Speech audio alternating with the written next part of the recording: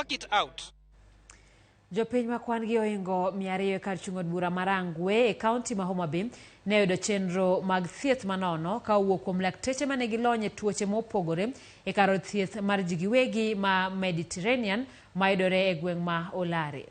Chenro mar chiwo thieth manono ne jopiny ne en mar jolony kata jopiny ahinya to mago ma osebedo gi tuoche ma thieth mag tek kendo mago ma thieth mag kawo omenda mathoth e ute mag thieth mag piny owacho kod mago mag ji giwegi.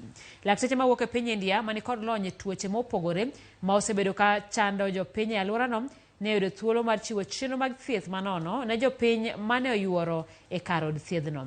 Maneja mar od thiedhno Felix Onyango okoni chenro mar chiwo thieth manono ne jopiny e alworano biro bedo katimore higa ka higa. Homa Bay County oyud thieth ma seche moko ok nyal yudore e community as a whole. Ne wan gi dakteche 4 mane oa e piny mar India kendo ne wakelogi specifically mondo jo Homa Bay County to gi jowa ma e alwora mar Olare kod Kochia and Rangwe as a whole oyud thieth. Wayudo jotuo kendo jok mane nigi hinyruok mopogore opogore moa nyaka Siaya kendo dhano no biro momondo. Ne watimo thieth manono odiochieng' ma kawuono kendo jopiny okonyore.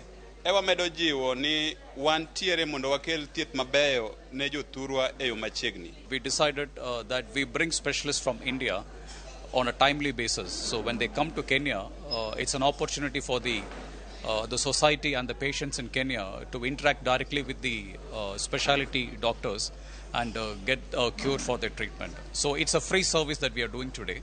So we have seen over 200 patients, and this is the first time we are doing something related to orthopedics, and we have good number of patient base coming in from orthopedics, and I hope we will continue to have these doctor services on and off, and that will be a service to this community. Jatend Migawo mar Somo Ezekiel Machogu kod